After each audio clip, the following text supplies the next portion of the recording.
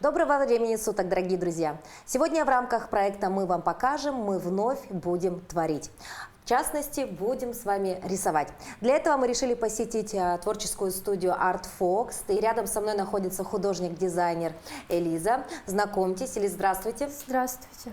Мы не в первый раз в этой студии, потому что действительно сейчас такой какой-то бум среди жителей нашей столицы. Да, очень много людей стало рисовать и творить, созидать. И, конечно, разных направлений очень много. Вот, Элиза, сегодня о чем мы с вами поговорим и чему вы меня научите? Сегодня будем пробовать интерьерную живопись. Она может быть разная. С ней может каждый справиться. То есть это несложно, да? Да, это несложно. Могут люди без должного образования, которые даже никогда не рисуют ни дома, нигде. Вот я сейчас смотрю на эту картину, и мне кажется, что в принципе здесь ничего сложного нет. Или здесь все-таки есть определенные тоже законы? Ну, в каждом рисунке свои сложности, в принципе, но это не такая уж и сложная сама по себе работа. Тут в основном надо создать фон, и потом на этот фон мазками вот эти лепестки вырисовывать, получается, кистью. Потом клеится поталь и смахивается через 15-20 минут. Такой элемент, да, симпатичный, Да. Это вот такая золотистая. Очень популярно. Поталь. Популярно сейчас? Да. Я помню, мы использовали поталь, но немножечко в другой теме, да, это когда мы заливали из эпоксидной смолы, там же тоже поталь? Да, там тоже используется поталь. Очень интересно. Здесь тоже вот совершенно другая картина, но здесь, видимо, полетели у нас стерхи или журавли, да? Да. И они все у нас вот с этой поталью. Да, то же самое. Фон сначала создается, и потом уже клеится поталь. Уже по контуру клеем, получается, хорошенько все. И потом прилепляем поталь сверху. И оставляем на 24 часа примерно, чтобы прям все схватилось. Все сходит. То есть интерьерная живопись, она такая достаточно простая. Абстрактная. Абстрактно. Зачастую даже вот я видела просто такие, знаете, мазки, да, ну то есть один цвет, другой цвет. Это как дополнение к интерьеру. И пойми сам, что хочешь. То есть Да. каждый может свое увидеть в этой Да. картине. Очень интересно. А что касаемо вот необходимых, значит, вещей, с чем мы будем работать в Ну, подобной? обычно интерьерные картины акрилом рисуются и мастихинами тоже вот используются. Также кисти у нас есть, там лежат. А вот по поводу кисточек, у нас натуральные должны быть обязательно или искусственные? Сейчас... Ну, в основном используются синтетические для интерьерных. Для акрила очень подходят синтетические обычные кисти. А это для потали. Например, мы вот клеим потали вот этой кистью синтетической, потом притаптываем более пушистой кистью. Это белочка, кажется. Вот так вот. Пузырьки воздуха убираем из-под потали. И через 15-20 минут смахиваем вот более грубой кисточкой и щетиной.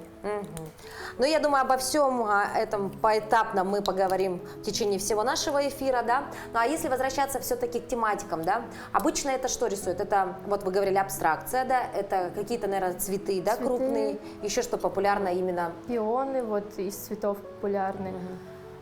Просто абстракции, фоны такие, мазки, передачи текстуры. Текстурные картины, например, более объемные, там крылышки, перья. То есть это все интерьерная живопись. Итак, Элиза готова, я также уже прям, можно сказать, руки чешутся, приступить к работе. Обратите внимание, у нас уже есть практически готовая картина. По мне так черный квадрат, это уже очень стильно и красиво.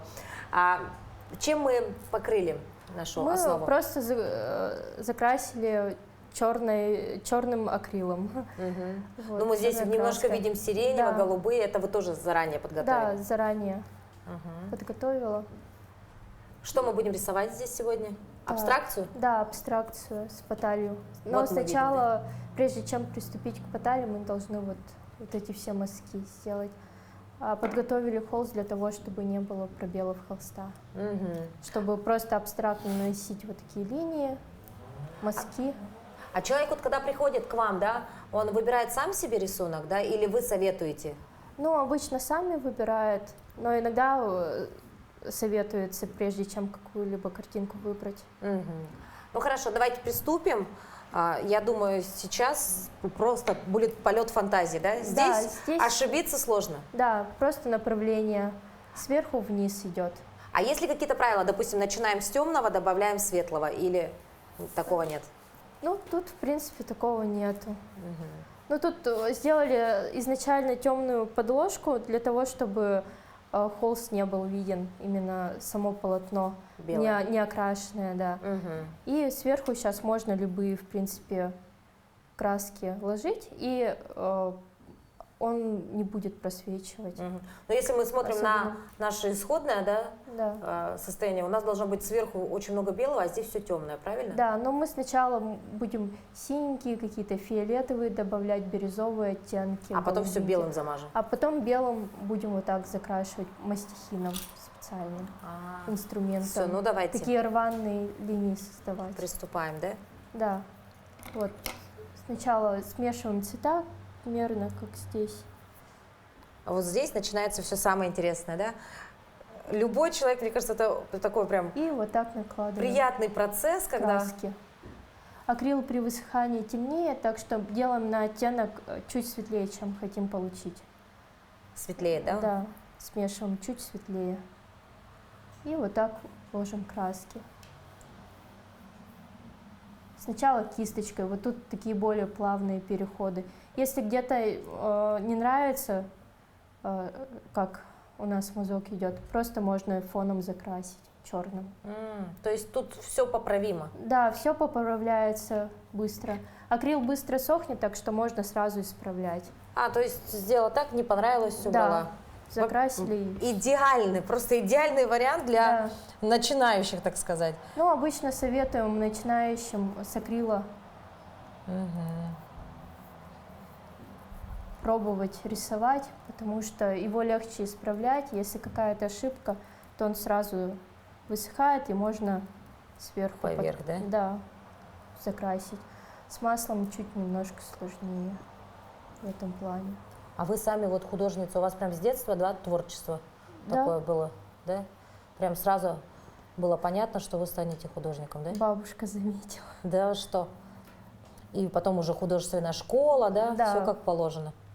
И вот тут вот, например, голубой с белым смешиваем. Тут добавляем. Вот тут более голубые у нас оттенки такие. То есть вы вот все это видите. По мне так... Можно бы даже не немножко заметила. водой разбавлять, если краска чуть густеет. Ее чисто чуть-чуть разбавляем водой. Так, в принципе, акрил лучше не разбавлять водой, если нету какой-то Надобности, да? основы. Потому что он становится при разбавлении с водой прозрачным. Лучше лишний раз не... Мочить, да. А сколько примерно вот длится мастер-класс по интерьерной живописи? То есть это долгая процедура? Нужно приходить один день, второй день, третий день? Ну, в принципе, Или, в принципе, за час? за один день. За один день можно прийти и Да. уйти с интерьерной картиной? Да, с готовой работой. А бывают такие люди, у которых не получается вообще? Нет, обычно у всех по-своему получается, но что-то получается, что-то выходит всегда.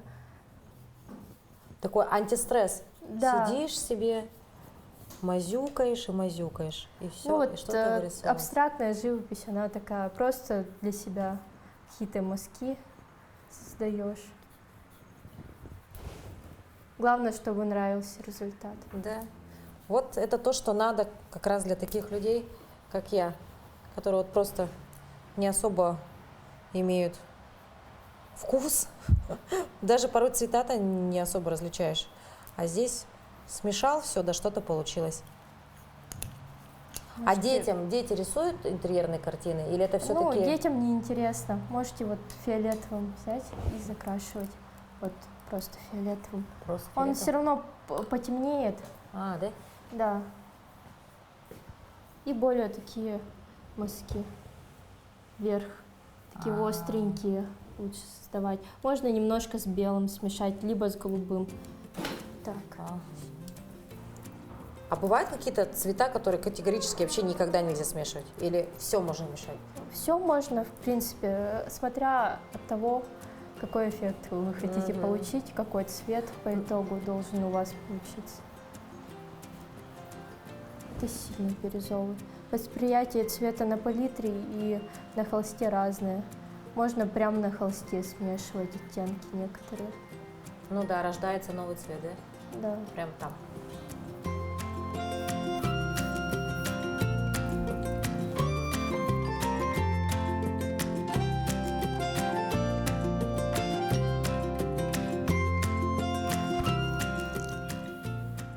Короче, даже сразу понятно, у кого какая жизнь. Здесь, значит, у Лизы все такие яркие цвета, а у меня прям все серое, черное. Черное лучше не сильно много использовать, потому что у нас сама основа Уже темная. тёмная. Да, лучше посветлее оттенки. Прям побольше берите на кисточку краски. Ага, не бойтесь. Если что, можно исправить. Черным закрасить всегда можно тоже. Главное, чтобы вам нравился результат.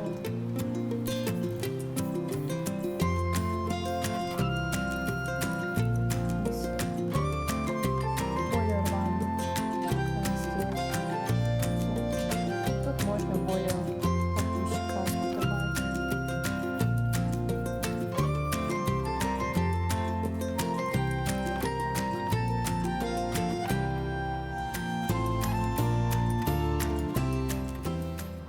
Следующий этап у нас работа с мастихином. Будем создавать рваные линии. Вот это называется мастихин, да? Да. Ну, новое Лопаточка. слово. Да, новое слово в моем лексиконе. Хорошо. Берем чуть-чуть мастихина. Можно об палитру немножко вот так убрать лишнюю краску. И потихонечку создаем такие линии. Лучше не сильно нажимать, потихоньку нажимать, контролировать нажатие на холст мастихина. Можно вот так вот. Но здесь уже Да. ничего не вернуть. Да. То есть как получится? Да, как получится. Но он сам по себе такой абстрактный инструмент. Под углом надо нажимать. То есть не лепешкой, да, вот так? Ну вот можно вот так вот, можно вот так вот, по-разному. И как уже нанеслось. Ой, получается. Да, хорошо получается. Вот тут можете погуще прям ложить краску. Но оно все равно должно быть разрывисто, да? Да, оно должно быть разрывисто. У нас тут тоже, видите, такое рваное. Всё. Тут можно вот где у краешков чуть погуще краску ложить и потом вниз ее растягивать. Так, брать. Вы еще сказали, вниз можно так, да? Да, вниз. Можно срезать лишнюю краску и об салфеточку вытирать.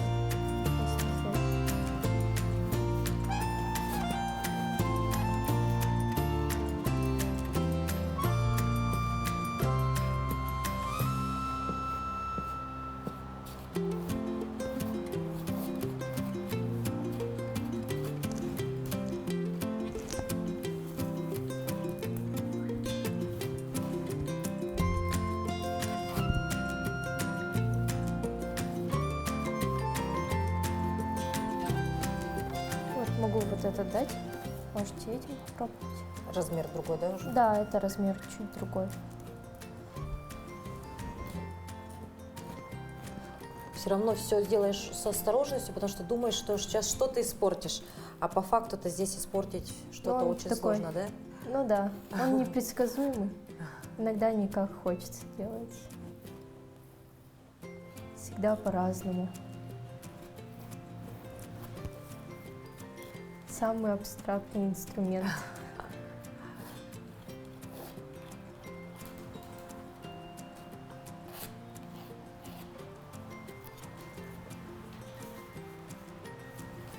Ну вот видите, у мастера как, у нее прям с точечками, а у меня все равно как-то цельно получается. Немножко просто надавливаете чуть-чуть, и потом более легкое касание идет. Ага, вот так вот. Контролируйте силу нажатия. Можете сначала чуть-чуть прикасаться, совсем легкими движениями, Если не мажется, можно чуть посильнее нажать, чуть поближе к холсту, поднести мастихин.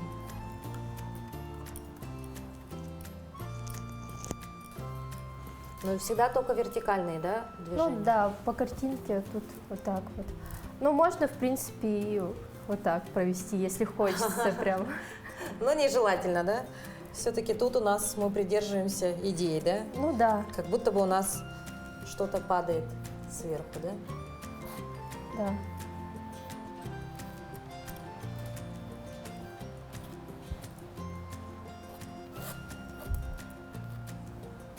Да, вот это вот интересная штучка впервые в моих руках. И она не хочет поддаваться пока что никак. Так, Главное не бояться. не, ну хорошо, что у нас абстрактная картинка. Здесь, да, особо-то бояться и нечего. Он также подходит для гор, чтобы создать снег такой более живой.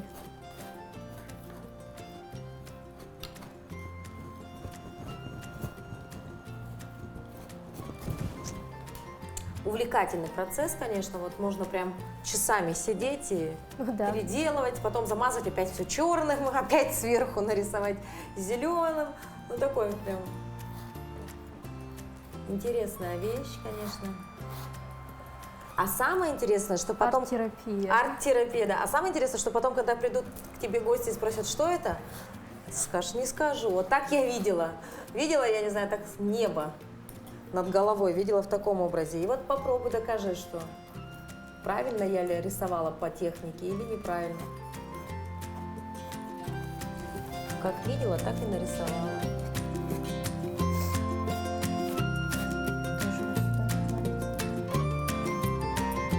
Потому что там как-то под низом немножко такие голубые.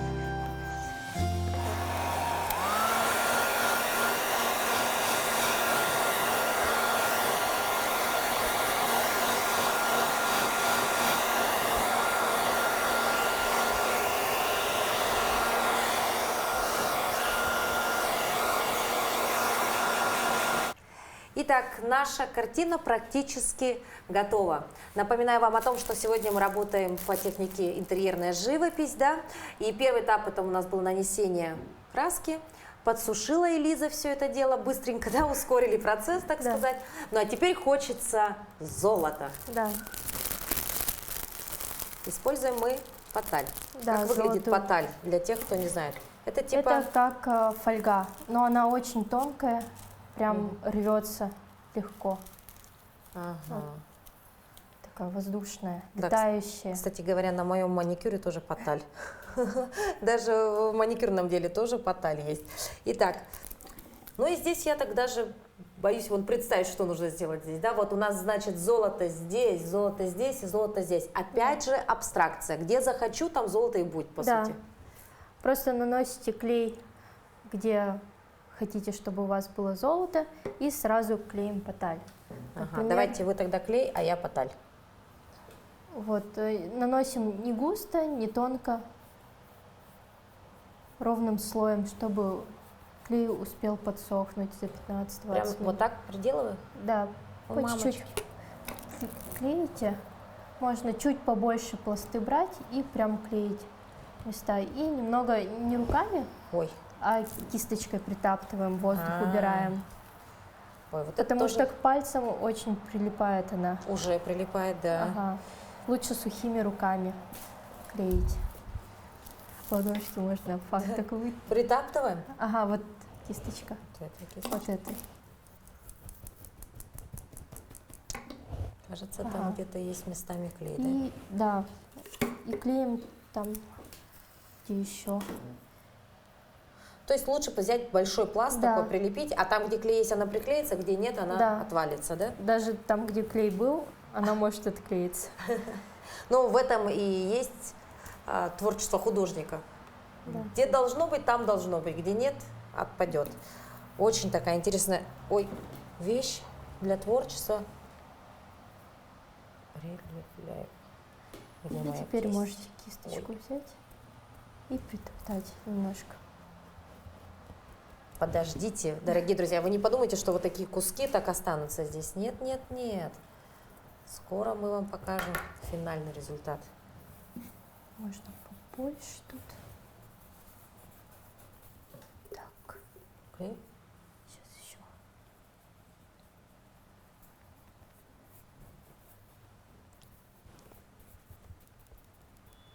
Лишнее здесь оторвем.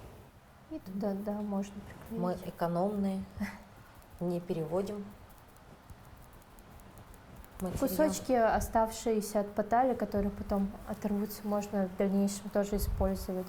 В принципе. Мелкие, да? Вот эти? Да. И вот сюда приклеите. Вот тут клей есть. А клей быстро засыхает? А какой клей используем? Специальный какой-то или Да, можно есть специальный для потали. Можно также обычно ПВА использовать. Тоже хорошо клеит. Ну, клей для потали, он лучше клеит, чем ПВА. Знаете, дорогие друзья, вот все-таки приятно работать с такими вещами, да, с которыми, ну, не сталкиваешься очень часто в жизни. Прям это все что-то новое, что-то необычное, новые слова, новые эмоции, все новое. Вот этим, наверное, и прекрасно творчество, что можно здесь экспериментировать.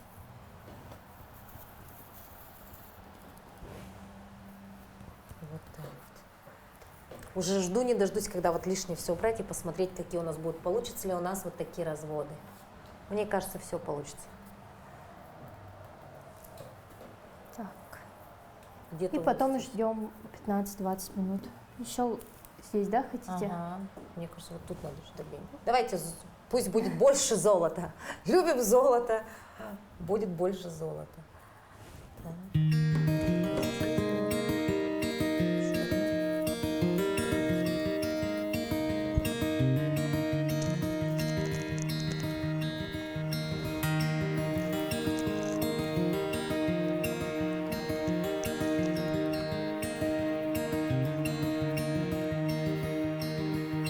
Можно лишнее убрать.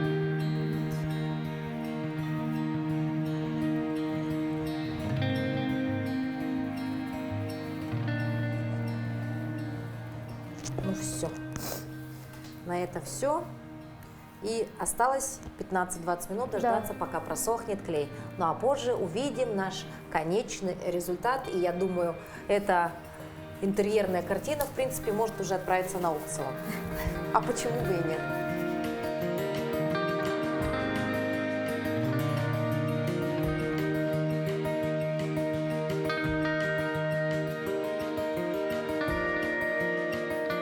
Ну что, финальный этап, прошло 20 минут, Элис, да? Да.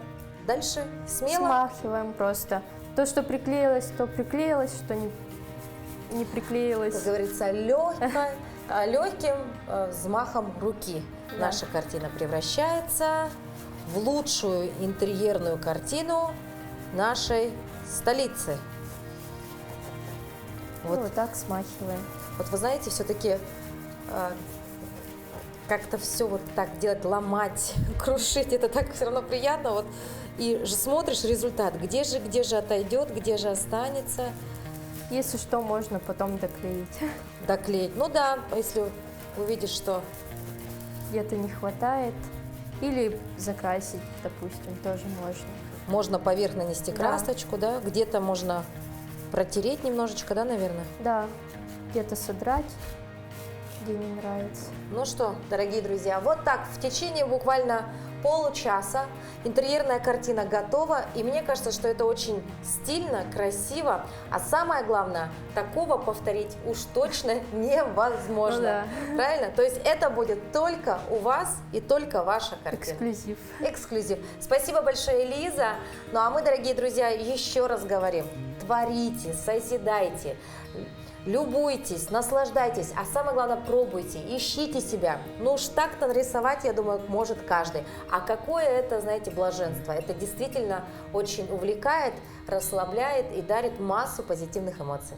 До новых встреч!